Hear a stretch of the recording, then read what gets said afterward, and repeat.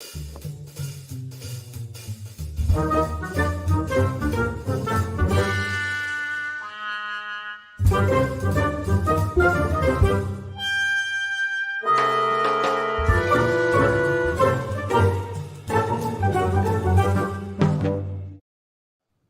good evening, ladies and gentlemen, boys and girls around the world. It is once again time for the WADcast, the Writers, Actors, Directors podcast. This is episode number 93, and I am Josh, joined as always by the guy with impeccable timing, Brandon. Happy Friday night, everybody. As if it means anything to me. I hope you all are being safe. Good to speak to everyone again. And we have a special guest tonight, someone who I've actually been familiar with her work for a couple of years now because I saw Summer League back in, I think, 2016. But Kelli Horan, how are you? Welcome to our show. How are y'all? Good. As if we had not had a brief conversation minutes before the show. But we have everyone know that we're polite, though. Yes, we have to create the illusion that you just magically found our show as we were starting it. So, God, this thing is so bright. There we go. But yeah, so we have Kelli with us tonight to discuss some of her work and what is driving her passion with filmmaking. Bear with me as I get things out of my way here. Yeah, so Kelli, how long have let's just Josh, we usually have a nice little schmooze for 5-10 minutes. I say we just jump right into it. Okay, do it. Great. So Kelli, when did you get into filmmaking? When did you actually start getting into? Did writing come first, or did the interest of making films come first? What was it for you?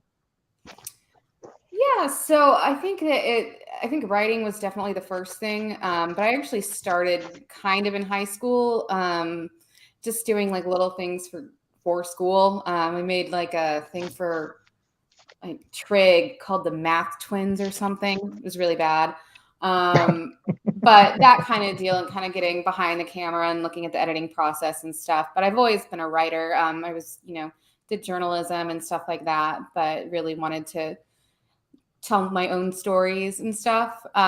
So then went to film school at the U of A. Barely made anything, but made some stuff, and then yeah, it really took off more when we moved to Austin and started making real films there. So when did you did you move to Austin after high school, or did you did you go to college for film, or did you just get into? Yeah, was Austin a strategic thing? No, I went to the University of Arizona for film. It was more of the producing track. So I actually did a lot of pre-law work, and then just sort of budgeting and that kind of thing. So when I graduated from college, then we moved to Austin. Oh, okay. Yeah. Well, it's your first major role is, from what I see here, is actually my introduction to you was Summer League. Yeah, yeah. So I don't know, Josh. I don't know if you got a chance to see that yet, but it's actually it's a really good film. It's very well written. I didn't know what to expect because you never really know what to expect with any kind of independent film. Because you have some big names that create just lumps of turds of independent just passion projects, or I don't know, ego pieces or whatever. This isn't really that. This actually comes off as if there's something that you had to say with this, which is usually the best kind of stories to write. So that being the case, what urged you to put pen to paper with Summer League? What inspired you to write that film? And if you want to tell people what it's about, then by all means. I'm just saying the name of the title, anyone knows what the hell I'm talking about. So yeah, well, it's funny because it actually had some sort of bigger following overseas in England, which I thought was so interesting, considering I doubt that softball is super big over there, but it's sort of a coming of age, dealing with grief in life through a slow pitch softball league. It's fun. It has a lot of emotions that I was going through at the time, just with family stuff, not death at that point, but just family stuff and, friendships and growing older and your role in life changing and trying to, still have some of that childhood fun that you used to have. So that was kind of the reason, or I guess motivation behind it. we had worked on a couple of short films here for some friends, and I knew that kind of process and the kind of support that we could have. And so I was just like, I feel like I want to write this. And so I wrote it. This was my first feature I ever wrote.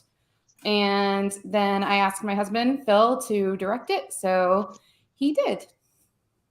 So okay. So you see, that is so rare that someone actually writes a feature film.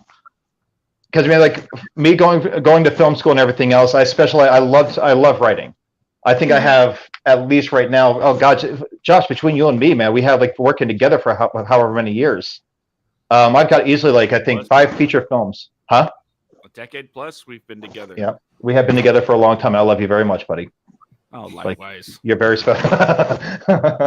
Happy anniversary. No, but for someone to write a feature film and actually make it happen is such a rare thing, especially one that actually comes off as being very much watchable. Usually, like the feature films that come out, like no, I don't. Oh, yeah, I get what you're saying. Yeah, flattery. Listen, I've known Kelly's sister for a long time, okay, and she will tell you that what I'm thinking just comes right out. So I'm sorry. It is very good. I greatly enjoyed it. I saw the Blu-ray version years ago, and I watched it again recently. So it's just like, I mean, just to get familiarized with it again. But to put out something that you wrote, your first feature-length script, and then next thing you know, it's getting produced and it's getting made and everything else. What was the process like during that?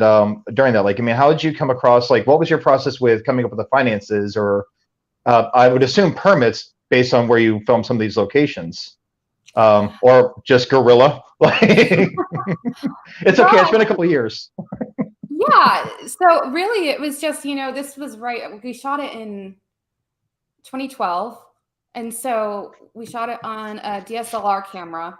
And that's just when that, like, there weren't mirrorless ones really. Now the gear that's available is just like leagues better. But it was starting to become way more, available and less expensive. So looking at the quality that you could get at that point, and what you could make, we were like, well, we can do this. And we have a lot of friends who, want to make something more than a short film. I have nothing against short films, but they wanted to, branch out and do something bigger. And so it was just really the community that we were able to work with. It's at that point, I'm like, it's easy to say that I'm going to wait until we have, $20,000, $30,000, $40,000. But we didn't have that. We actually, I think that budget ended up being closer to $5. Oh, Jesus. Okay. So for $5,000, you made this movie. I think it was around that. Yeah. Good God. So, again, it was a lot of people giving time, really wanting to be a part of something. I think that speaks to the people that were involved in the project. And maybe the script, I don't want to like toot my own horn, but maybe that was a motivating factor. And again, it's like in Austin, you asked about permits and stuff, and it's not like LA here, or maybe it is now. I don't know. I've never had to get a permit for anything. We spoke to the city about using that field because it was a city-owned field, and they just said, pay for the electric and you're good. Oh, God. Yeah. Damn. Yeah, see, that's no, LA, it is $600 per day per location per permit. So if you're going to 3 locations in LA, just like to do some pickup shots, you're spending what, like $1,800 for that one day just to shoot. Florida, they're free. Like, I mean, yeah, so, it's similar here. It's like you don't really. I think the permits are free here, depending.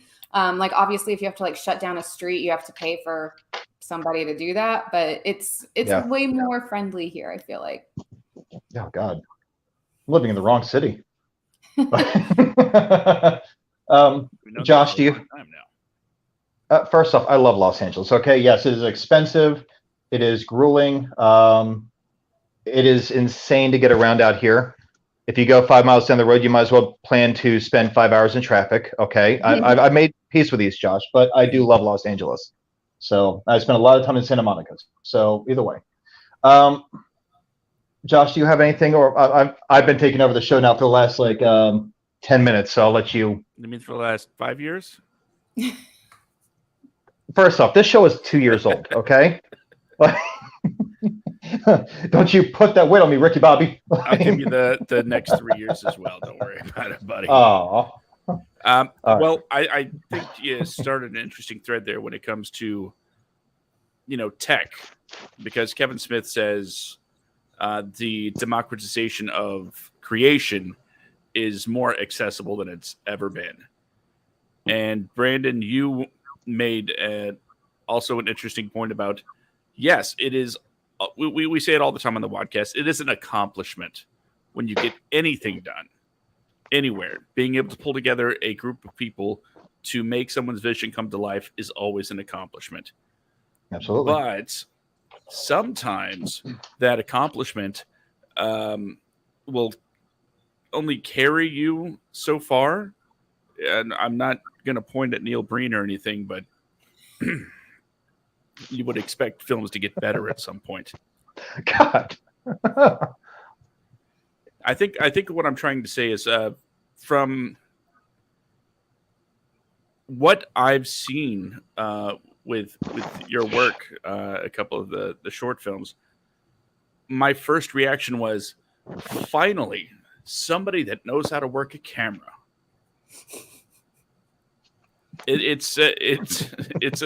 We know a lot of indie filmmakers, and we watch their movies and we say, good for you, you got it done. Mm-hmm.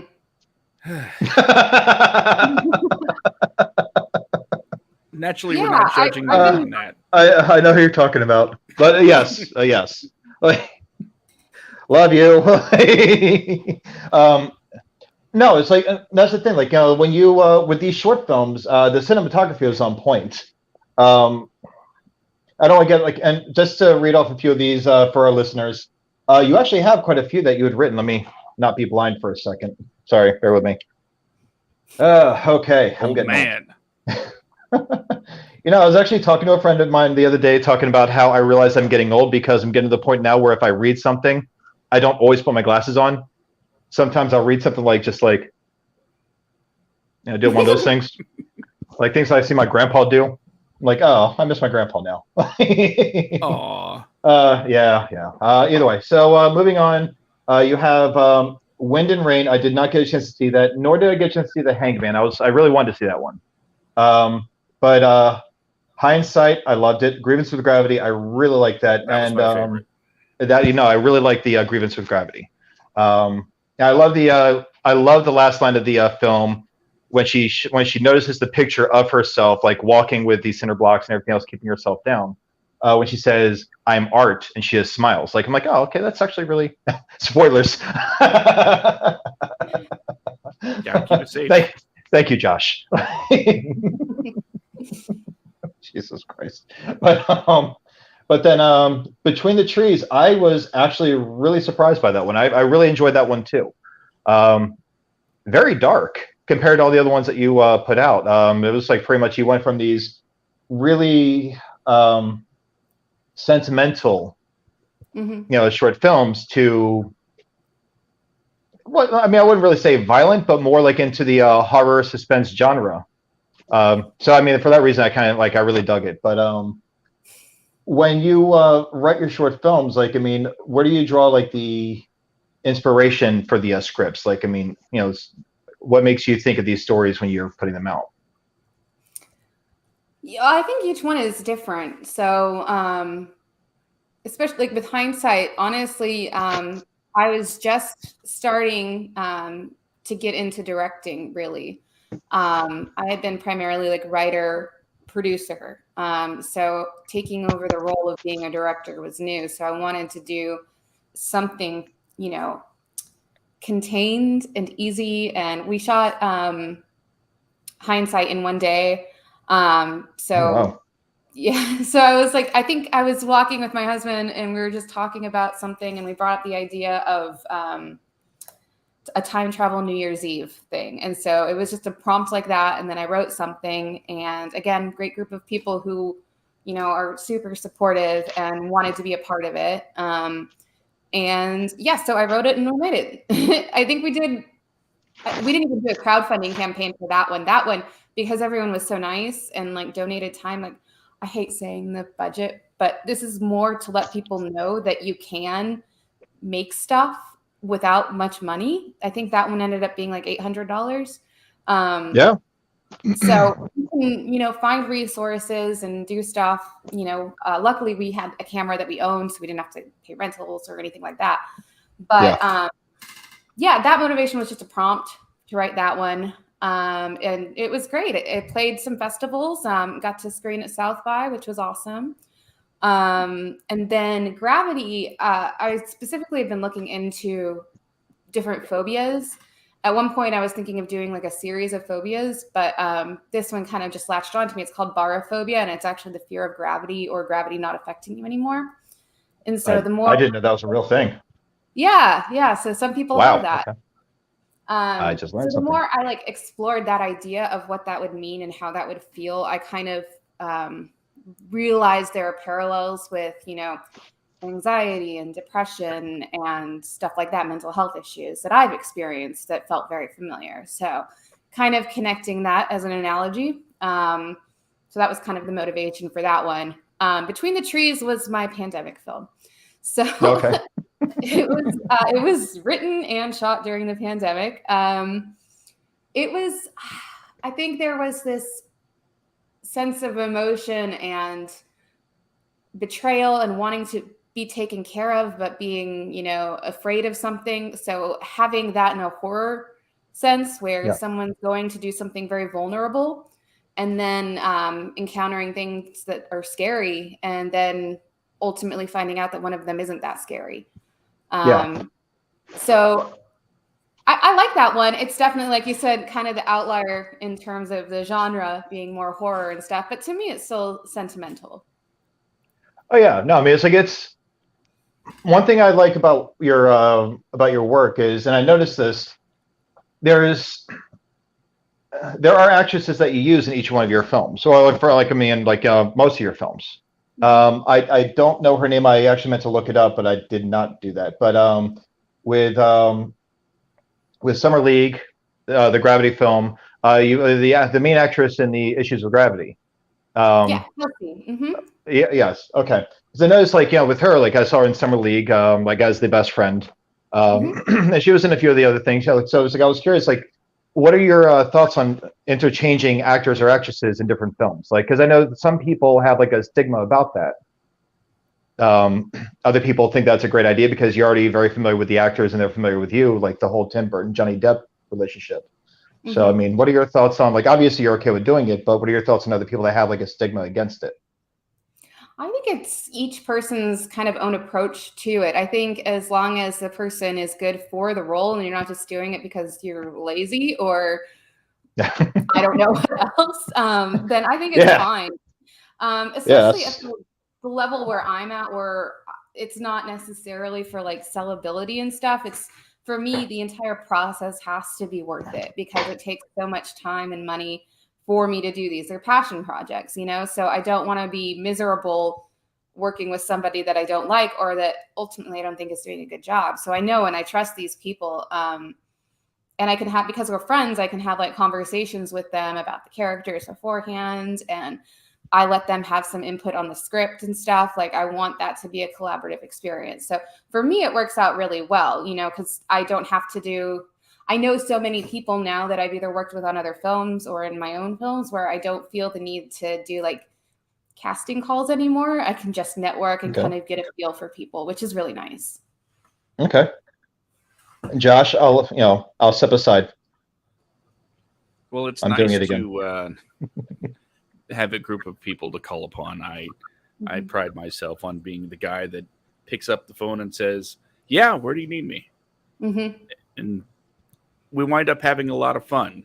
And one our friend of the show, Henry Arnader, directed 2 feature films. And his first short film, he kind of did it backwards. He directed 2 features, and then, you know what? I think I'll do a short. Before that, he was a musician, and that's at some point in time, he said, "I want to make a movie," so he did. And when he called me to show up, I said sure, and one of the episodes we did, and I know this all seems a lot of disconjointed, but I swear everything ties together. Henry follows this rule, and Brandon and I, when we talked about, we did an episode of the WADcast, a bare bones. This is the bare minimum you need to make a movie. Oh yeah, yeah. And on that list, always feed your crew. Do you follow that that rule, that guideline of making sure, hey, these people are coming out, make sure they got something to eat, something to drink? Do I personally? Yeah. Yeah, of course. It's kind of odd when you think about it that this is the one industry where even if you're paying people, you're also supposed to provide them meals. But I think because of the work and the amount of time that they're spending on set, you want to keep their energy and their morale and stuff up. Mm-hmm. And I think it's important to get them, good stuff. Between the trees, we were trying to be as sustainable as possible. So using boxed water and lots of reusable stuff. And then it was completely vegan. So that was really nice. I think people appreciated having care put into what was available to them. It was a small crew, small cast, but yeah, it was great. I think it's some of the best advice that we've ever given when it comes to creating.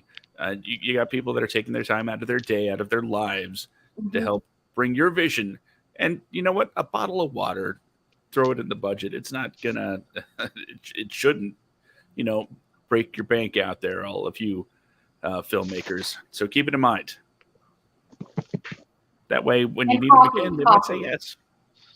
Coffee is a big thing too. Everyone wants coffee. So hot coffee, cold coffee, coffee beans. This whole point takes me back. This time last year, around this time last year, I was filming a trailer for a web series that Josh and myself and a friend of mine wrote. And the way the trailer was shot, though, it was so rapid in and out because we had to cover this entire season to have a pitching trailer. We shot half of it in one day in one location at a studio out in Van Nuys. But we had this actress, you're up for the first 2 hours of the day, then you're out. Next three actors in this scene, we need you guys for 2 hours, you're out. Next two actresses, 2 hours, you're out. I'm thinking, how the hell am I going to feed these people? No one's getting paid for this. But, I can go to Target. I can buy, a metric shit ton of... See, Josh, I said shit. I'm saving it. I'm saving the F word. It's in a bank right now. Okay? And I didn't curse last week either. So I wish I had a graphic to throw up for that moment. So we could say, boom, there it is. Listen, I'm a writer. You're a writer. Kelly's a writer. So I'm kind of building the climax, okay? And then I'm going to get to that F-bomb. And I may not say it. If I don't say it's an artistic... It's an artistic move, right? It's really kind of... It's an artistic expression. Do I show this emotion? Whatever. Either way. Getting off topic. Hold on. Go ahead. Let's talk about the F word. Pull this thread for a second. So what if there's a WADcast drinking game, right? Oh, Jesus. Well, hello. Well, with the listeners, not just the hosts. Oh, okay. But every time... The host, you don't drink. Every time Brandon says a swear, so you have to take a drink. They'd be shit-faced in, no time, man. Come on. That would have been a shot right there. When you drop the F-bomb... They got to chug. Drink anymore. Oh. So you'd have complete control over people's livers. And I would be very scared. Oh, God. It's a godlike power, if you ask me. So, Yes. I control when you die. But I agree with your mom. Sorry. Huh? I said I agree with your mother. Is my mom here? Say hello to your mother, Brandon. Oh, that's private chat. That's comments right there. Oh, hi, Mom. Bad idea, Josh. My mom knows me. Such a good boy. She's she's got 4 kids, and I am the most foul mouthed out of all 4 of us. So I mean, it's like I'm already gone. So Show's yeah, not we came. about you, Brandon. Get to our guest. Yeah, well, no, like, well, you sidelined me. Like I was like trying to come on, man. Like, Kelly, welcome to the WADcast. Like this is our show, with or without special guests. See, now, damn it, I forgot what I was going to say. Take a drink. No, I'm not. No, I run the drinking game. Okay, Dance for me, puppet. I'm going to take a drink because I want to, not because he told me to. Okay, like just Puppet. Oh God, what was I going to say? Oh, okay. So that's right. I wanted to dial it back. No, I actually forgot my point. I'm going to go back to what I was going to say earlier. Okay. So with Summer League, you said it costs about like roughly $5,000 to do that. Mhm. You wrote it. Your husband directed it, which is awesome. It's a hell of a team. I put the link how to much- the letterboxd in the chat, by the way. So if people are listening, you want to get a feel for where it's at, just go ahead and click the link. Yes. So like with that, how much of what you wrote? Because a lot of times what we put to like what we put to paper doesn't necessarily make it into the movie. Like whether it's like a line or a situation. Are there any scenes in that movie that you really like that you weren't able to put in the film, or are there scenes that like kind of worked out better? I don't think so. I mean, anything that would have worked out better would have just been because of time or budget, stuff. But we talked a lot before we ever started shooting about it. He was really great and like actually discussed stuff with me, and it was a great learning experience for me because I'd never, written something that was produced like that. So having access to the director to like discuss how do you feel about this, and like and he did a great job of really honing in, because obviously this was my first feature script, and he could hone in on stuff that worked really well, add some more stuff to say, oh, this would be the natural progression here, talk about it with me. So that was all really great. And then being on set, there were certain scenes where I was like, you know what, I don't want to be right in that area, so I'll go take care of something more behind the scenes. I'll set up crafty or something, because I didn't want to have personal emotions as the writer interfere with the relationship between him and the actors. So that was definitely a learning experience for me. Okay, that's awesome. No, and actually, you know what? I remember what I was saying. I was listening. I remember what I was saying, Josh. I was talking about like with the whole bad agent thing, how she mentioned like feeding the crew at all times, make sure everyone's happy, they're fed, and everything. So I do my best. Like I did my best to keep up the atmosphere on the set, because it's such a rush. Like and when I say rush, I mean like an adrenaline rush. I mean like a flat out, oh shit, we have to get this done today. Like I spent good money to get this done. So that being the case, I think I spent like almost like $200 on snacks. Like we didn't have craft services. So, but we had like a fold-up table, and we had like just tons of chips, whatever else. I don't think we had coffee though, so I kind of fruit snacks. Oh yeah, there were fruit snacks. I kind of shared some of them. Lots of Snickers and Kit Kats, and my colleague Mark took care of the Kit Kats and stuff. But we never got a chance to go out to dinner. I never got a chance to do that. So now I feel like I owe the entire cast and crew dinner that I cannot afford to take them to. Yep, because when you're there, you're family. Like a Fast and the Furious reboot. Because it's all about family. Oh, Jesus. Now, That's you horrible. did incorrectly say something, Brandon. What's new? You said bad agent. Uh-huh. I believe the correct title now is award-winning bad agent. Oh, yeah. Well, this show's not about me now, is it? So touche. But yeah, might have won an award yesterday. Best director. Not about me though. Not about me. It's not about me. It's about Kelly tonight. It's about Kelly. But yeah. What was it for? Well, since you asked, it's for a short film that based on a character that Josh and I came up with jokingly. Oh God, how many years ago, Josh? Like 10 years ago, I think. Yes. But I had an agent at one point that was the worst agent in the entire world. The guy did nothing. I'm not even convinced he was in fact an agent. the office that he had on his business card, I went to, and it was a boarded up building. I'm like, I'm not going in there. um, so I like Josh and I had joked about this idea based off me telling about this agent of a talent agent that sucks, I guess. And so in this short, I'll send you the link on Instagram or wherever. I'll send you a link to so you can watch it. But I wrote this short, just got a group of people together to help make it. We did a few films together as a group after that. Like the idea was to jump from person to person, help each other out. But we filmed this in about 8 hours. The budget was $300, and that was for lunch and for this really ugly ass tapestry that we got just to hang up over an open door that was behind the agent's desk because it was, just placement. Or, dressing a set, like that kind of stuff. But yeah, we shot in 8 hours. The guy that plays the agent, Brian Wallace, amazing actor, great director. He's an amazing writer, hysterical guy, very sweet guy. He entered it into a contest in Madrid, Spain.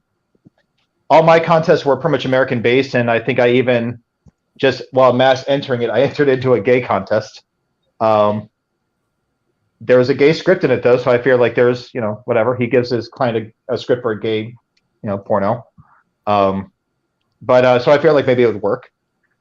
But yeah, so he entered into this contest in Madrid, Spain, a while back, and it ended up coming back as the winner for the the first place for best TV web episodes / best TV episode / web series. That's right.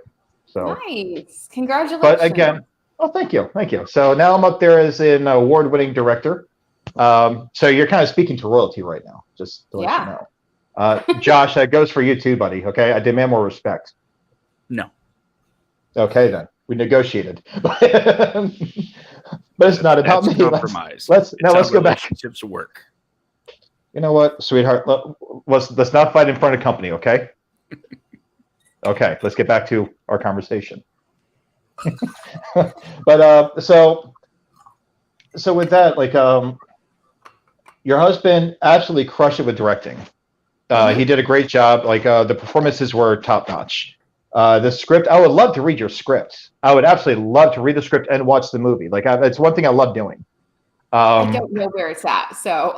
Oh damn it! It's somewhere in Drive, buried. Yeah, I've got like 5 scripts like that. So I was like, oh, I remember that script from like 5 years ago. Where is it? I have no idea. Somewhere. But maybe.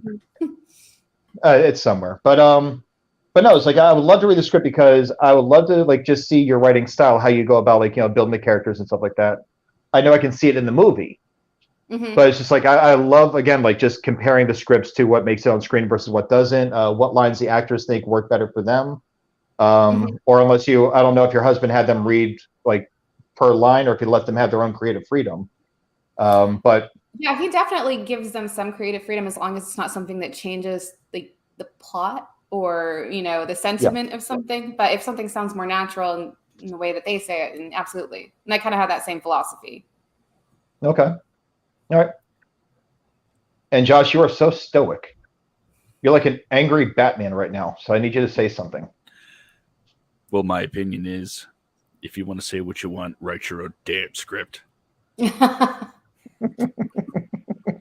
No, I completely agree that it's not up to the actors to figure out the plot. It's up to the actors to figure out the emotion, and sometimes that changes.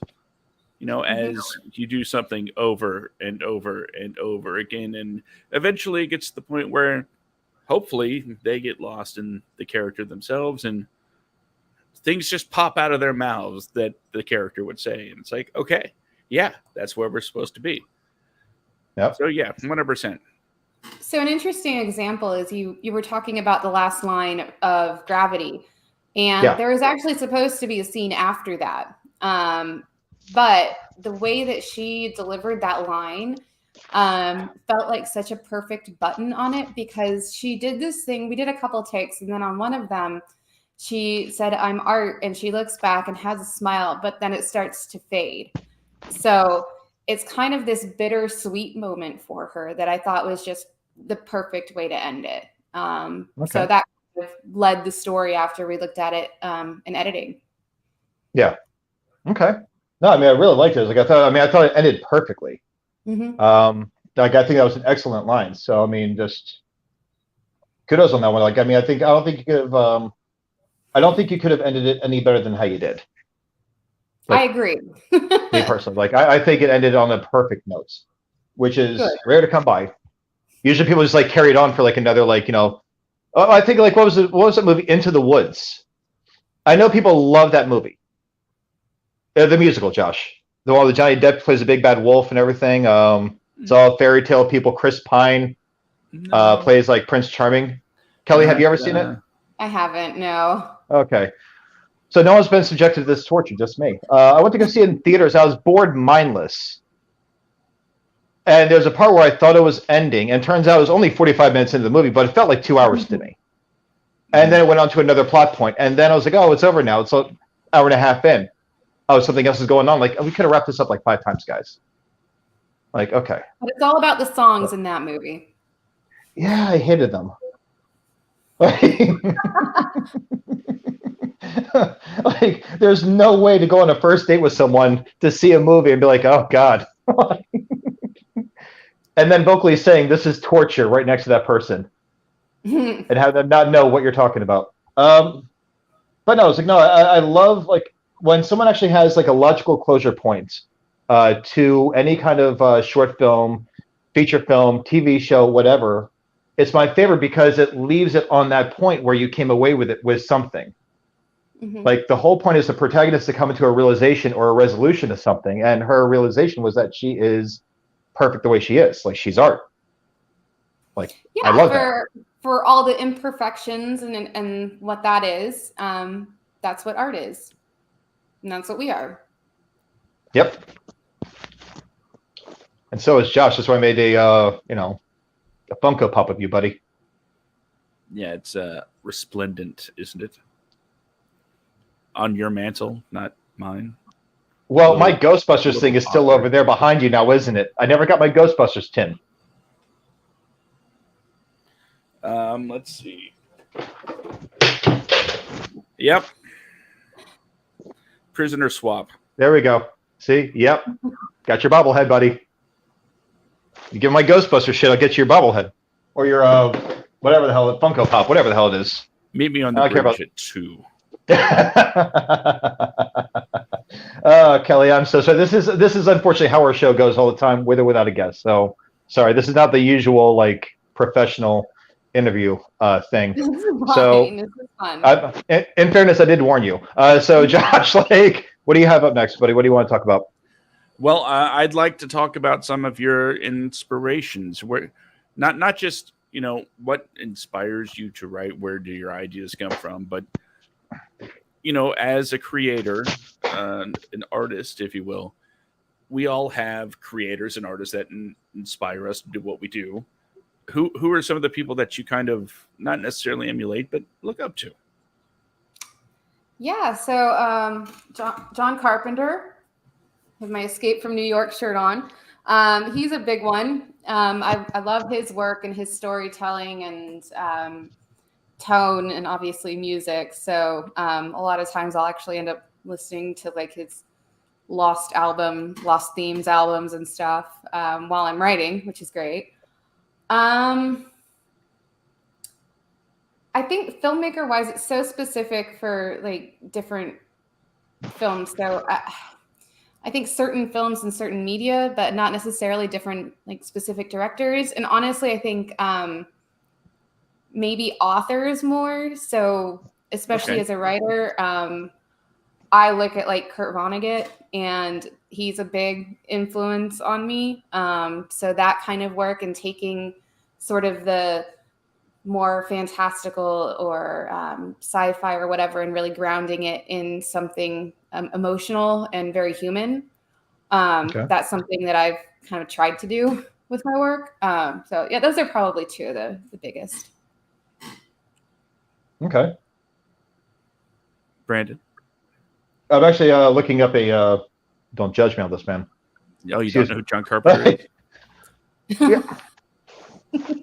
Really? Really?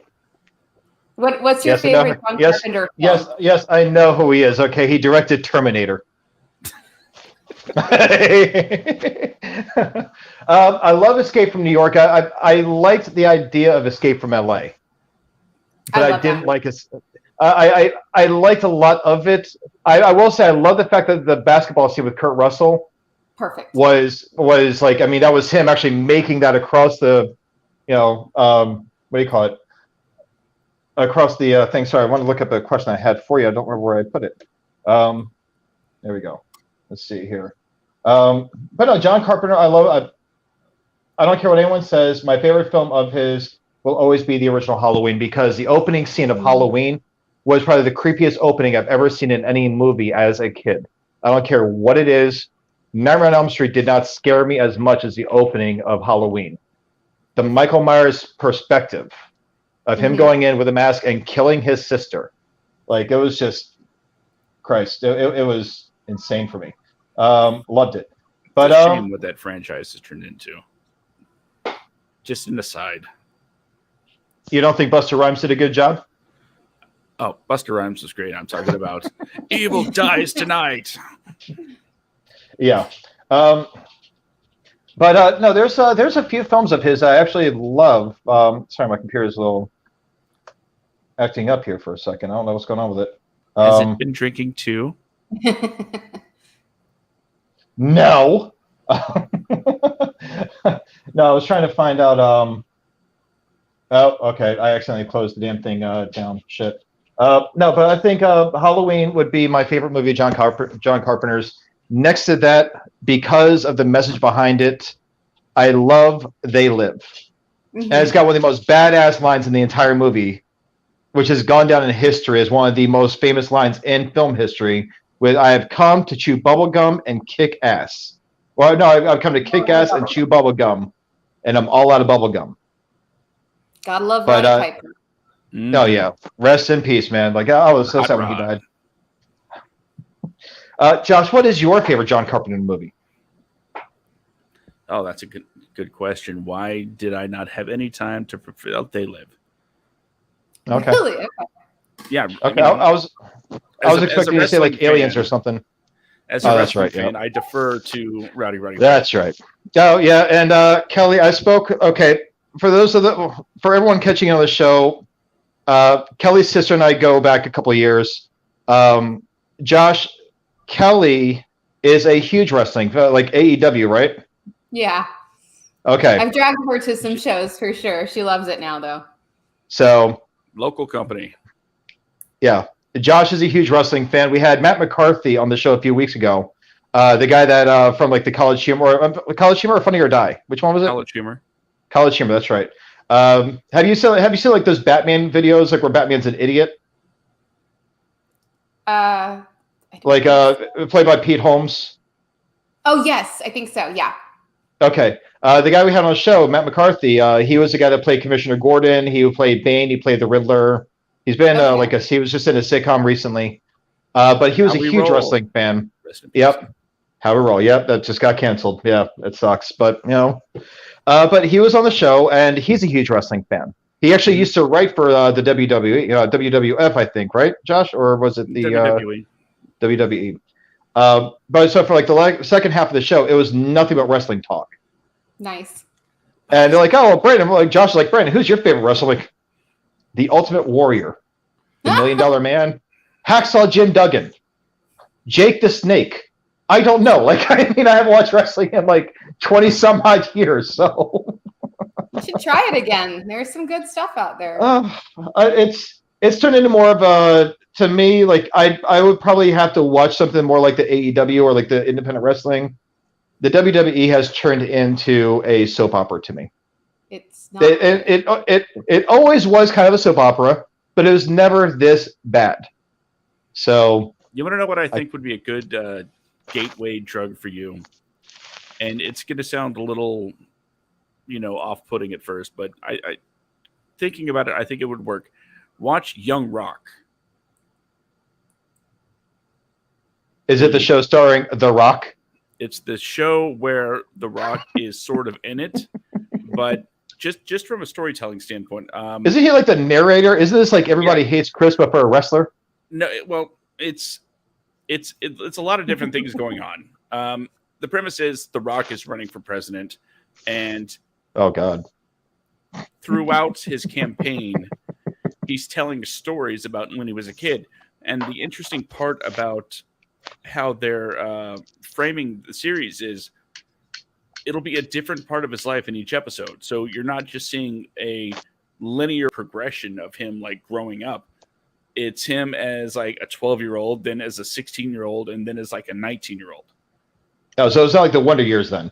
No, it's non-linear, and what young Rock you're going to get is based on what story he's telling at the time.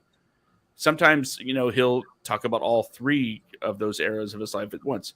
And the interesting part to me is how they're bringing all of the wrestling from when he was a kid and his family was running the promotion in Hawaii, to living in Memphis, which was a big territory when he was younger, Jerry Lawler and all that. And then at the end of the first season, is it the first season, the second season? I don't know. COVID's got everything mixed up with the TV schedules. I don't know what day it is. I don't know what year it is. But he had recently, for the oldest version of his younger self, he just joined the WWE. Yeah.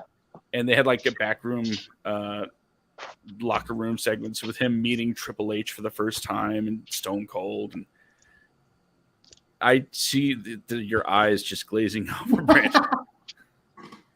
But I'm trying, man. Also, hey, so I think you should try. You should go to a live AEW show because it is a party and it is a blast, and the energy there is just nonstop. That's how I got my sister into watching it, was going to a live show. Go and see the Young Bucks. Yeah. All right, then how's this? Then how's this, Josh? My next trip back to Jacksonville. Okay. Hopefully, sometime in the next couple months, I'll be out that way. When I go out there, we will try to find another wrestling event because they used to hold them outside of the Ritz all the time. And I will go. I'll sit down and watch some independent wrestling. I'm sure they have it all over the place out there anyway. Well, just go to AEW. I won't go alone. Jacksonville. Yeah. I would need you to go with me. I don't go to these things alone. Like, I can go see a movie by myself. I have no problem seeing a kid's movie, being that creepy older guy in the theater, enjoying my film. Like, I'm good with that kind of stuff. Like, I mean, I'm good with, going to different places by myself, but wrestling is not really one of them. Like, there are some things I know that I would walk out. You want to know, I went to a lot of NXT shows at the Armory down the street from me. And one of my favorite people to go to the show, other than my kids, of course, who... See, the oldest at one point got a fist bump from, God, what was his name? I don't remember his name. TJ Perkins, something like that. Indiana Jones, go on. And they were like, I'm never washing my hand again. Because he was the wrestler that dabs on the ring post. That's also, love to go with my mom. My mom was a great person to go to wrestling events with, because you know how there's always that loud, really loud, boisterous person just shouting things at the wrestler? Yeah, that was my mom. She'd just be the first one to say to the baby face, grab him by the pecker, take him down. That was mom. I can picture that. Well, anyway, this has been a conversation about wrestling. Well, it kind of plays into the film because we actually have an AEW wrestler in A Grievance with Gravity, Mr. Ricky. Oh, there we go. Yeah. Yay! See, I'm happy that lined up. I really am, because I didn't know if that was going to go anywhere at all. But I knew that. See, I knew there was a wrestler. Yeah, that's why I brought it up, Josh. I know, Brandon. You're definitely a professional. I didn't pull that out of my ass or anything, huh? All right, so I mean, it lines up. So I mean, so did you meet this wrestler at like one of the events and then ask ask him to be in the film, or how did that? Do you know him personally, or how did that go on? Yeah, so we've kind of been involved with the local indie wrestling, and he was there. It was Inspire Pro Wrestling. Our buddy kind of runs it, so we'd met a lot of wrestlers, and we had worked previously with wrestlers as actors. Okay. My husband directed a feature where Dustin Reynolds or Goldust was in it, so he knows how good of actors they are and can be. And Ricky is just a really nice guy, and he has great charisma. So just asked if he wanted to be in it, and he was super chill and nice, and did a good job. Okay. Who did he play? So he was the guy in the beginning with the date that went poorly. Oh, gotcha. Okay. All right. See, I knew that. I was just testing Josh, but you answered. So just Josh, what do you have? I had a teenager in my room. Oh, okay. I've got old man. Context. One of my kids. It's okay. I've got an old man in mind. Indiana Jones. Go on. Go. He named the dog. Go on. Well, I always wanted someone. I was thinking like maybe I would have a kid before he died, and I could name the kid like Henry and urge the kid to want to go by the nickname Indiana. So when the kid's older, and he's like, it's Indy Pop, like Indiana. Oh, it's the dog's name. Like that was always the idea, but it just never really All of that 7.5 years later, he's my kid. For 40 years down the road. Josh, don't. You know what I was going to say? Don't judge me, man. You know me very well. It takes nothing at all to entertain me.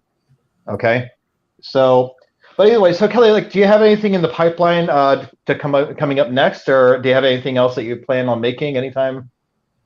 Like, I guess like. So I have another short film that I'm going to be directing in December. Right now, I have it submitted to some festivals, just the script. So it's been selected for a few of them, but it's called Reverie, and it's about time travel therapy. So yeah, it should be fun. We're going to shoot in December. Should be cool. Okay. So I mean, like, so it's about like time travel therapy. Like, I mean, well, I guess I don't really want to ask you too many questions about it because like one of those like, well, it's not even made yet. So.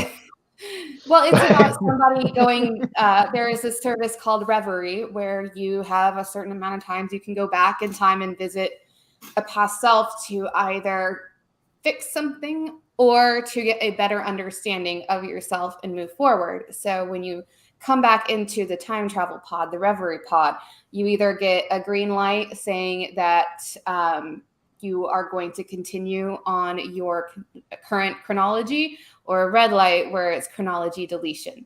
So you will disappear.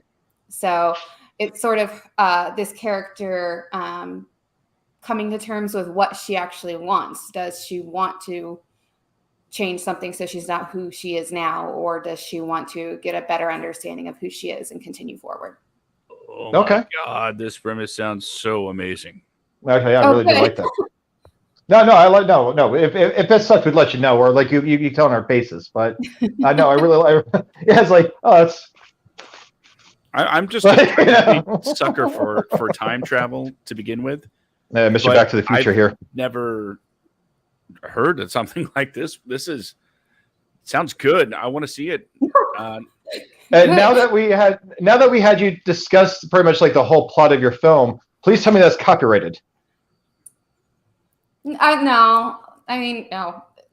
It's also like a very specific personal story. So I think the way that it's done, and also it's like, okay, I went 2 years of therapy to write this. So I'm like, okay, someone else can make something very similar.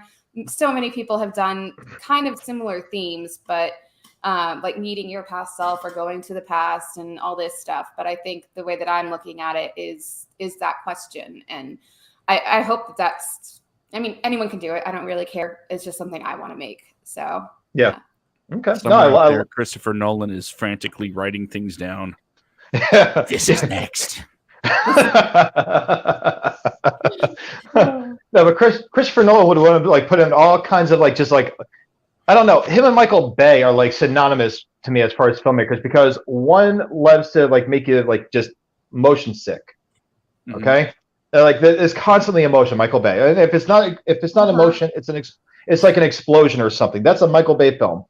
Nonstop movement and explosions and whatever else.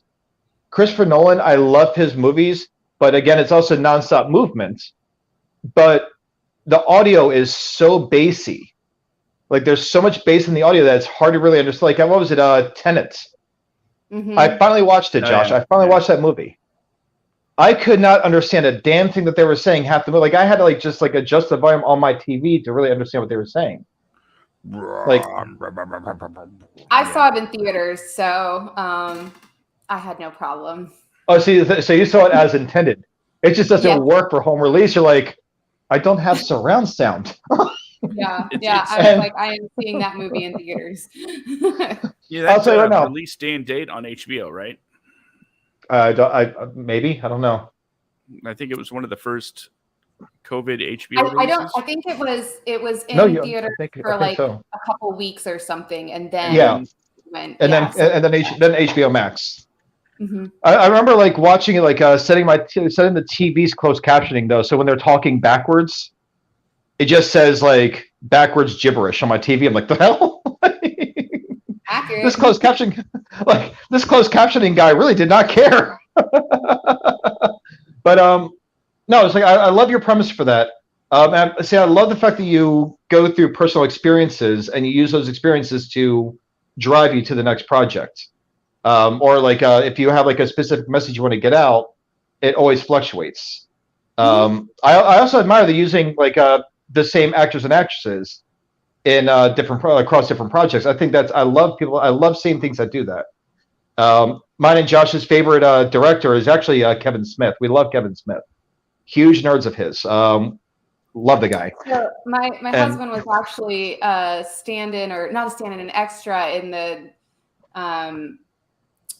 new reboot, Jay and Silent Bob reboot. Oh, that's awesome. He's a huge fan too. No, that's awesome. You also talk to him too. Oh no, we'll get his ass on the show next. Don't worry. Like you tell him, like, yeah, you're next, big guy. They want to talk to you now. Like, yep. we'll make this like a 3-hour show, Josh. We'll spend an hour and a half with Kelly, then we'll have the husband come in here and sit in the same chair. It's like, all right, it's your turn now. So it's like a Mr. and Mrs. Smith take. Oh God. But no, it's like I was actually an extra myself. I brought this up on the show a few weeks ago with I think with Matt. I was in Tenacious D in the Pick of Destiny. Oh, nice. For like 2 seconds in the opening scene when he gets off the bus, he's walking through Venice Beach. I was the guy in the yellow sleeveless shirt, the ugly ass shirt. I was stoned out of my mind. I was in college. We just left my friend's beachfront apartment in Venice Beach. We walked right past the barricade. Didn't know where the hell we were. We didn't know why there were so many cameras or anything like that. We thought we saw Jack Black.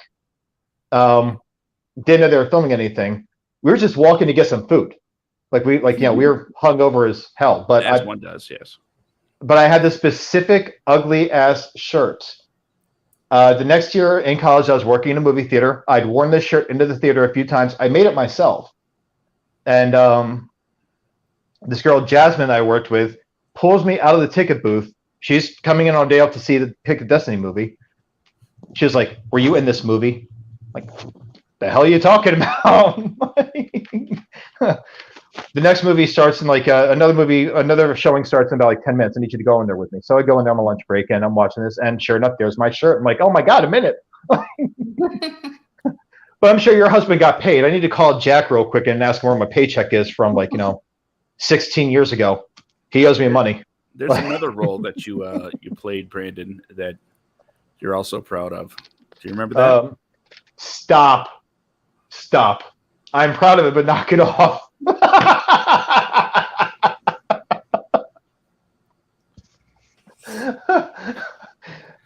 I keep these things on file for a reason. I've been saving this the entire show. Josh, fuck you. Okay, first off. And there it is, everybody. Drinks are done. Finish what you have. That job was awesome. Okay, I got paid a lot of money just to be a jackass. Hey, I'm not So knocking you for it. I'm just, embarrassing you with it. it's not embarrassing at all. I have a lot of really good memories wearing that damn mascot costume, except for the smell. Everything else is a great memory. I do like to get the giggles. I mean, there's this. Remember that? Your rom-com? Hacking the Hacking Heart? the heart. Oh, that's right. From my Instagram getting hacked. That's right. Yeah. I got it back. Oh, you did? Oh, yeah, I got it back. I just deleted it. Okay. That's all. Anyway, moving on.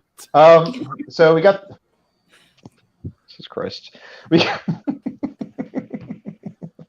So we got the future of all that.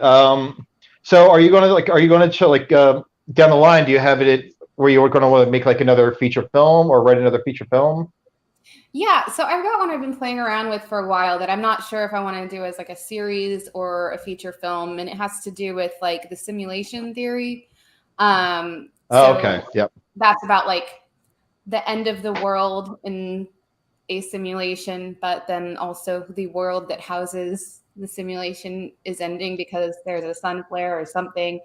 And so all of the servers are going to go down. And so it's the interpretation of death. Okay, Kelly. Simulation. You're okay. I love the plot. I love it. Someone is going to watch this shit, and you're going to see this movie in like 2 years. Well, who knows if I'll ever? I don't know. It's an idea. I'm still playing with it. So we'll see. You see, people say there's no original ideas anymore. People are wrong. And granted, that's that has like a Matrix feel to it. The good ones, not the last one that came out. It's got a very Matrixy feel, but I love the simulation and the real world are both equally screwed. Yeah, like and I love that aspect. Like, all of these disaster movies that get like released in theaters are all like literally just preparing the like human consciousness files for the actual end, rather than saying like that it's a simulation. Yeah, I got fascinated with the simulation theory and like read books and stuff about it. So I was like, how would we actually interpret this if the actual world was ending and not just the world within the simulation? Yeah. So I've actually had that very same thought as I see a lot of things with recurring themes and all sorts of stuff in entertainment. And I'm like, there's so much of this. I'm starting to wonder if somebody's trying to tell me something. Exactly. Yeah. Like, how is it that and I know that there's a reason why like Armageddon and then Deep Impact and stuff means money, but it's also when those things come out, there are themes for it. Another fun thing to do that we've noticed is if you say, "Oh, I haven't seen this car in a while," all of a sudden it'll start popping up. So we did like one time we're like, "Oh, we haven't seen a Geo Metro in a while," and then all of a sudden there goes a Geo Metro, which there have to be like 10 left because they don't. I haven't seen a Yugo in a while. Look out your window. Yep. Yeah. Just. Oh, there it is. It's that's like when you get a car. Like I used to have a Nissan Xterra. I never really paid attention, but I never noticed them before. But my Nissan Xterra, I started seeing them all over the damn road. I'm like, okay. And then I had my Ford Sport Track. I love that truck. I was like, you know what? I don't really see many of these trucks out there. Like, it's like an SUV with a truck bed. Like, I haven't really seen many of them. Next thing I know, I'm like, oh, son of a bitch. Like, I'm not cool anymore. I see them everywhere. But it's like, yeah, I think it kind of fits in the same thing. I wrote a rough idea one time because I was getting so tired of this whole flat Earth theory. I think it's hysterical. But it's like, so I wrote this rough script about how these guys are hiking, and they keep giving their buddy shit because he's a diehard flat earther. And they're like, as they're hiking and everything else, they get lost and they get just turn around. And as they're hiking, they come to like this stop, and it's just like a complete shut off, and there's nothing beyond it. It's like, what the hell is this? They're like, well, this is a flat Earth. Like, this is the edge of the Earth. They're like, well, no, it's not the edge of the Earth. The Earth is round. It's like, no, I told you, it's covered in a dome. And he walks over and like just like knocks on the glass. And it's like, so I was like, I wrote like a rough idea like that. Then I tried writing. I'm like, I don't know how to write this. It feels very Douglas Adams. Like I wouldn't know where to go with that. Like, oh yeah, there's a dome. End of script. Like, I mean, just I didn't know where to go with it. But but no, it's like, see, like that's the thing. Like when you actually have something to say, if something's like bothering you or annoying you, I think with me, like Josh, when I sent you the script for Infectocalypse, I sent him this script about like some guys that actually they wrote a book on the zombie survival, how to survive a zombie apocalypse. The guy that actually authored the book, the guy actually penned the book, he dies in the very opening of this script. Like almost like the first 15 pages, he's killed by a zombie. Like, because it just like as they're celebrating the 10-year anniversary, it is the zombie apocalypse now. The two guys who are listed as his co-writers, people rally behind them because they're survivalists. They know all about this. The thing is, any hint that they gave him, like he credited them as co-writers because they gave him drunken inputs. And so to be a good friend, he put their name on the book. These guys never read the book. They know nothing about it. So the idea was every single move that they make was supposed to be like the wrong move to make. Mm. Like they run off of instincts instead of logic. So like, I mean, but I wrote that because I was getting tired of like these survivalists or like the guys, like the people that are members of like the shit hits the fan kind of thing. Like they have like their bunkers and everything else. They're going to be the first ones to die. Like, but so I wrote this whole thing in like where these guys are going to be like, they are survivalists, but they're completely clueless. I think there's a scene where they pick up a gun. He's like, what we need ammo. And he grabs a gun. And he's like, just like holding up the trigger, and like blowing, like, shooting up ammo, uses up all the bullets. He has no replacement bullets. So now he's got like a gun, but it's got no use. So it's just like, I wrote this script because of my annoyance with a lot of articles I was reading. And I gave it to Josh and he never did anything with it, Josh. I've done a lot of things with it. No, you haven't. Sure, I have. Printed it out, covered the walls. Read it to the kids. Ran out of toilet paper, had to use something. It was scarce. I'm joking. Okay. Oh, God. Well, you're welcome. I saved you from panic buying. It's true. Oh, God. Anyway, so, yeah, we usually have we mentioned logical closing points earlier, and I don't really have one for this show. Then one I brought up was actually supposed to be the one. Oh, let's just keep the party going all night long? Forever. I'll take you guys to work with me tonight, okay? We'll stare at each other tonight like all night long, like a bunch of jackasses, okay? We can all interview the patients. So, what brings you today? I love Eisenhower. Like, come on. I like Ike. Dude, where I work, you're not going to get much of an interview, I promise you. But no, Kelly, I appreciate you coming on the show and talking about everything. I'm sorry if it's like a little sporadic. We don't really have any kind of, we've been doing this for like 2 years, Josh, and we have yet to really nail down any kind of, I don't know, pattern, I think. Yeah, not right? really. Yeah. We've 93 episodes in. We'll figure it out eventually. Yeah, we'll get there. I think I'll really hit its stride around like episode 200. Possibly. What was the episode in Ghostbusters Afterlife? Really found his voice in episode. Oh yeah. Episode like oh my, that's awesome. Oh, we've got a Ghostbusters fan here, huh? Yeah. I like Ghostbusters. So that's why I'm like, y'all have to talk to my husband because he's a huge Ghostbusters and Back to the Future fan. He has a proton pack. I've gotten him a hoverboard, and yeah, he has a proton pack. Yeah, and I think 3 ghost traps, and yeah. I want a proton pack. Hoverboard. Well, Ghostbusters is my favorite series. Back to the Future is Josh's favorite series. So Your husband will get along great with us. I don't think we'd even interview him. I'd be like, show me the proton pack. Show me your stuff. Show me your toys. We do have a whole Let's- arcade room with like VHS and movies and stuff, and then have a lot of props and original one sheets and stuff. So That's awesome. What I'm going to do right now, though, is move just a slight bit to my right, because you mentioned earlier, the chair's covering that. You mentioned earlier, for a brief second, a guy that I love. oh yeah, Yeah, this guy. yep. What guy? Douglas Adams. So Oh, I okay. actually have a tattoo with the whale and the petunias from that. Yeah. Not to Nice. brag, but There you go.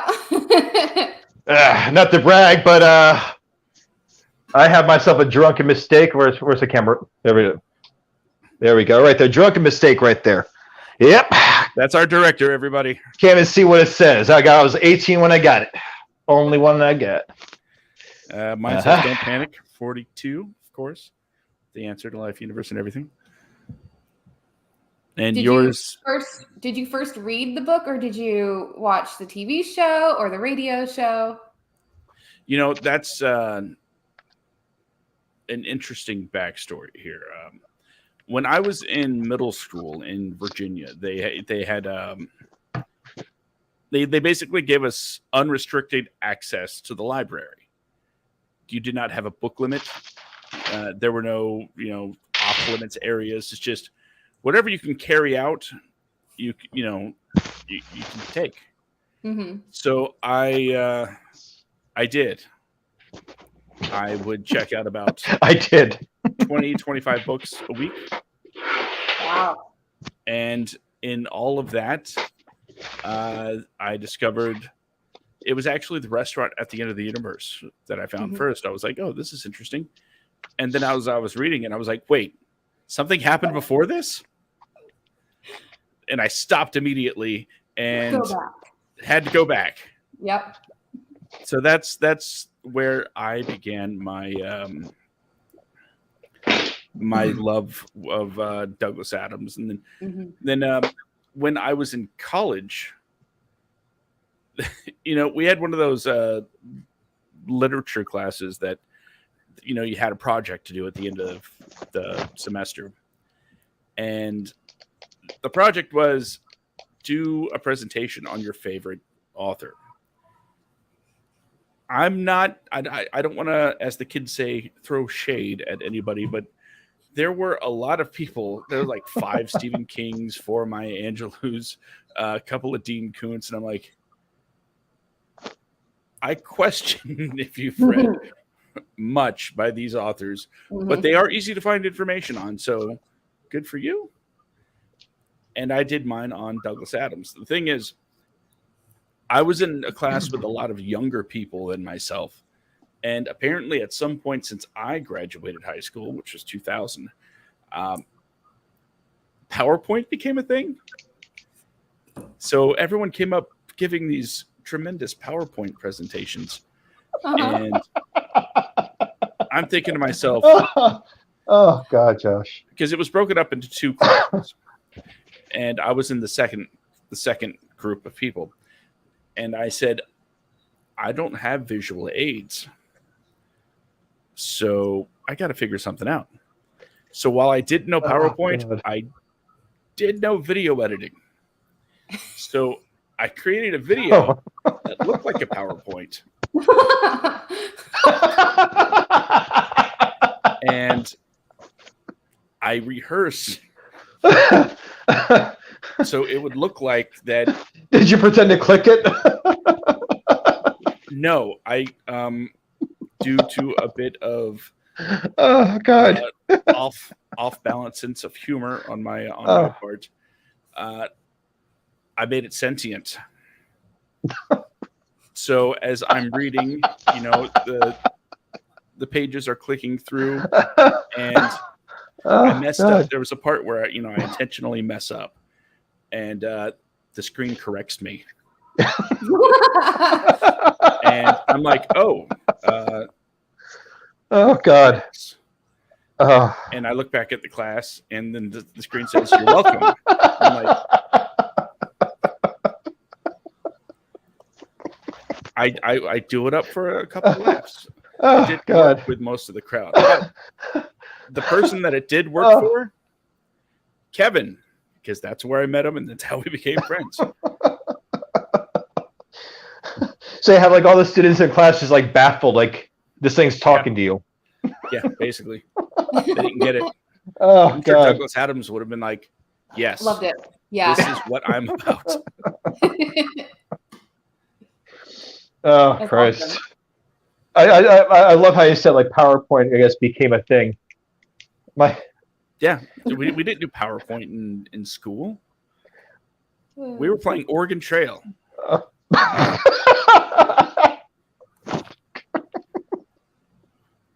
I just love Our that you best made day it was- so much more work than it should have been by doing video editing to make it look like a PowerPoint. Like, I'm known for that, Oh, God. but I think it became much funnier that way. Yeah. How? No, I agree with you. Out of you got curiosity. Oh, I did too. Out of curiosity, Josh, a PowerPoint presentation might take you like, a few short hours. How long did this take you to make? A couple hours. Really? Well, just from putting things, in the timeline, cutting things together, wasn't that Yeah, difficult. okay. If you want to throw in the rehearsal time, throw another hour or two. well, that might have been there anyway for the PowerPoint. People do tend to rehearse with their PowerPoints, so that wasn't extra time. Oh, God. No, I can seriously just picture you in your room rehearsing with this thing. Mm-hmm. I've got nothing. Anyway, I so overdo a lot of things. yes, you do. I love you for it. It's going to be all about me. No, just real quick. I had a film class. Teacher said, write a paper about your favorite movie. I did Back to the Future. And when I went to see what my grade was, she gives me this look like 12 pages. Like, yeah. Everybody else did like 2 pages. You did 12 pages. It's like, was that too much?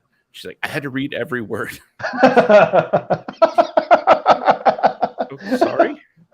You're like, said, what movies did they choose? Did they not choose good enough movies that they could write a lot about? I know, right? And the last thing she said to me before she left was, I kind of want to watch Back to the Future again. Like, then I did my Good job. reaction. Yeah, exactly. See, I think that's like a. Oh, go ahead. Go ahead. No, go ahead, Kelly. Go ahead. Well, I just remember when I was applying for the media arts program, the film program at the U of A, we had to write something similar. It was like an essay of like what film like inspired you to do film and stuff. And I was a massive Lord of the Rings fan. And so Fellowship is what I wrote about. And I just kept writing and writing. And I was like, okay, at some point I have to like cut this off because it's like they have a page limit for it. So it was just, I definitely feel you there. It's like you just want to keep saying why you love something like that. And it's hard sometimes. So I should never have final cut in a movie. Mm-hmm. It'll never. I think like that's like that. I think that's like a staple in like most like film programs. Because I remember like when I was at the Art Institute out here in California, like 2006, we had to like write about like our favorite movies of all times. But you can tell like who the lazy kids in the class were because they would pick like movies that just came out, like a movie they just saw in the theater. Like, oh yeah, well I love it at the time. What was it? I think my favorite movie is Transformers 3. Casino Royale. That made it into someone saying like Casino Royale. It just came out at the time, and it's a quick like I love Casino Royale because I'm a poker fan. Like, what? Like it's not a poker movie. Like, yeah, it takes place at a kind of at a casino for like a few scenes, but whatever. I wrote a research paper on the Cabinet of Dr. Caligari, like the old, like not the remake, but the original silent film. Mm-hmm. And it wasn't 12 pages, but it's like it was a boring paper. Like my writing professor was like a younger guy, and he's like, "You like silent movies?" Like, well, yeah. Why? I'm like, well, the Cabinet Dr. Caligari was actually an amazing horror film. If you look at the set design alone, you can see how it influenced a lot of modern day directors. Like, I mean, well, Yeah. he looks at it. I showed him a screenshot because I had a printed up screenshot. He was like, "No, you ripped this off of Queen of the Damned." I'm like, no, Queen of the Damned used the Cabinet of Dr. Caligari as inspiration for the music video at the opening of the movie. Rob Zombie's Living Dead Girl did the same thing for his music video. It's based off the Cabinet of Dr. Caligari. I got an F. Oh boy. I'm like, oh, okay. I'm sure he got a few Fs too. Am I right? Yep, a couple Fs, a few S's. I call him the big sharp C word. It's my favorite word to use. Oh yeah. That word's like a knife. You can say the F word and everyone just expects it, but once you roll out the see you next Tuesday word. What are you, British? No, they use it as a term of endearment. I was raised in New Jersey. That's not a term of endearment in New Jersey at all. But yeah, no, a few things came up. But then I started writing stuff just to mess with him. I passed the class, but I was just writing things just to mess with him, like really boring scripts. Huh? Said everybody's got to have a hobby. Oh yeah. Like, I mean, and I was really petty back then, so I would just make it my mission to, annoy him. So, but either way, we are going to have to wrap this up because I still have to get to work at 11 o'clock tonight. Yeah. But Kelly, where can people find your work? Is there a place that they can follow you, like a website that you have or anything like that? My website is kellihoran.com. I have my films and then my artwork and stuff up there. I do pyrography. And Space Pug Pics on Instagram. And yeah, I don't have Twitter. So yeah, that's it. Okay. Well, what about you, Brandon? Where can people find you on the interwebs since we're getting so personal? Well, you can find me on Instagram. You can find me under bjacksman1982. It's on the video right here. You can also find me on Facebook, although I don't really accept friends on Facebook. Like, I got like a long list there from the last 4 years of people I just haven't really gotten back to. I am on Twitter, but I never use it. Look for me. It's I believe my handle is You Can't Ground Me. I'm not sure. I think that's what it is. Who knows? But yeah, that's where you can find me. But you can find, more importantly, you can find the WADcast. You can either go to thewadcast.com. Eventually, we will update the page, guys. Listen, there's a lot of stuff going on. Me and Josh are very busy, and I don't have much motivation outside of what we're doing now and my own job and my own life. So the WADcast page will get updated sooner or later. Meantime, go to the ones that we're not lazy about updating. So we have the Facebook page, facebook.com/thewadcast, and Instagram under the WADcast. You'll know both because there's a black picture with a white banner that says, guess what? WADcast. Much like the name of the show, the pages are based off of this. So go give us a like, follow, whatever, subscribe. We do have a TikTok, but we have nothing uploaded. But you're welcome to follow us there if you just are that bored. So, Josh, what about you? Well, you can always find me on Twitter at SkidComic. And other than that, go to wadcomedia.com. We got the nice shirt here with the logo. It's the parent company of the WADcast. Like, legit, yo. Also, you can go to facebook.com/WADcomedia to find out about all of the latest and greatest things that Wadco Media does. For instance, the movie Potluck every Thursday night. Last night, we had a great discussion, not just about movies that feature mythological characters and plots, but the origins of said mythological entities. And it was just a good conversation had by all. So the movie Potluck every Thursday night at 8:30 p.m. Eastern, 5:30 Pacific. check that out. And you can find all of that on the Facebook page for Wadco Media. I don't know what else to, tell you about. I'm PlayStation, just get comic. Let's play games, I guess. Summer's here. School's out. I really got nothing else going on. Yay. I don't have an online account to PlayStation, so I can't really play with you on there. If you have Nintendo and like a really long extension cord, you can take a second, controller. Play GoldenEye. Don't threaten me with a good time. GoldenEye's a shit. Okay, I've got 64. Go in slap mode. Slap the shit out of you the entire game. I call Oddjob. Anyway, I want to thank you, Kelly, for joining us tonight. It's been a real blast. Hopefully, you'll grace us with your presence once again sometime, especially when that time travel short is ready to go. I would love to see that. Now with time travel, I could have already seen it. Let's. Yeah. I see what you did there, Brandon. Any final thoughts? Final thoughts? No. Don't. Sorry if you were actually playing a drinking game and kept drinking every time I swore up until I said the F word. If you are hamartosis or white girl wasted right now, it's not my fault. You should never follow people blindly. But it's the perfect time to slide into my DMs. So, with that being said, all right, go ahead and do your thing. All right, Kelly. What we do at the end of every show is after wrapping everything up, I give a nice little final thought, and it's I'm not saying it's meant to be inspiring or anything, but I think it's. Oh God, are you playing the elevator music? I am now. Oh God. Had to crank it up for my own earphones. All right. This has been an episode of the podcast. And by the sound of that music, it's time for the final thought. And it's the same as it's always been. Remember, boys and girls, the only thing standing between you and your dreams is you.